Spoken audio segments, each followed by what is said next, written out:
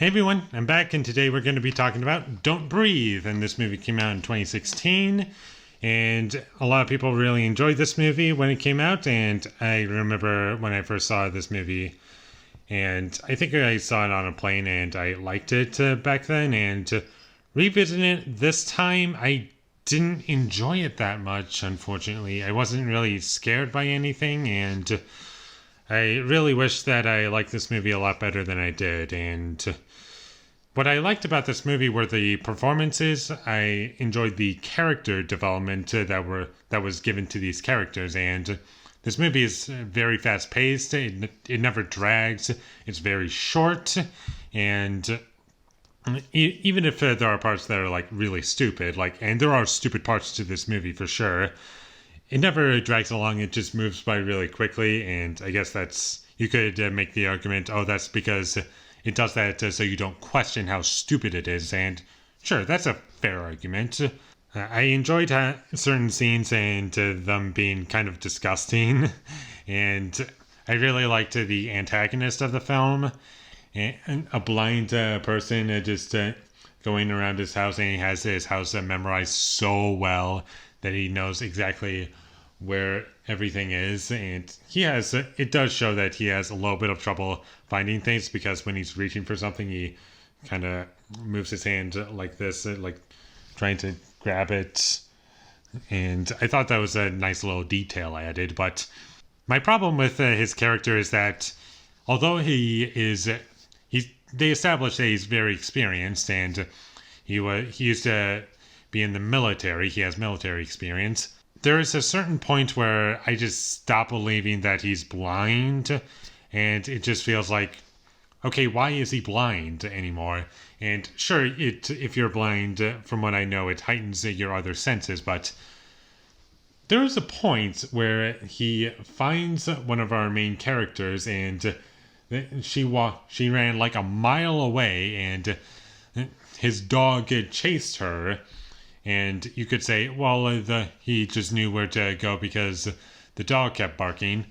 I really highly doubt he got there as fast as he did with just that sound, because I'm pretty sure he would have bumped into something or tripped or something. It's like it made it feel as though he had absolutely no trouble finding this character.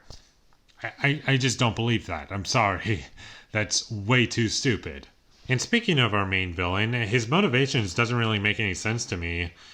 And I can't really talk about it because that would spoil the movie, but it's kind of stupid and it makes literally no sense to me. And also, with how his house is built, he has kind of almost a little trap trigger thing that when pulled, it rings a bell. And it's expecting me to believe that him being blind, he knew exactly how to make a string pull from from ground floor all the way to the basement, and all this string or wiring or whatever he used is planted within the wall while he was blind. No, I'm sorry, I don't buy that. And there's so many things like that in this movie where he just doesn't feel like a blind person. It's like, are you blind? Really? I don't think so. You're pretending that this character is blind, where in reality he can barely see.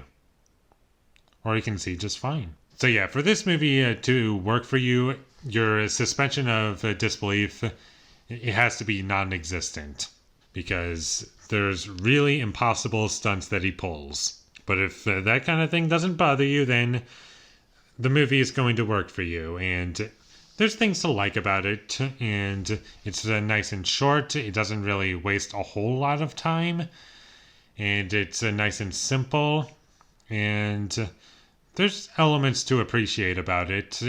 But it's just not a movie that connected with me. I wasn't scared by anything, and I'm probably never going to watch this movie again. And in case anyone's wondering, no, I have not seen the sequel yet. But we'll see what happens. But anyways, I'm going to give Don't Breathe a 5 out of 10. Thank you for watching my videos as always. If you enjoyed this review, be sure to leave a like and comment down below what you thought of Don't Breathe down below. And my social media links, they will all be in the description down below, so follow me there.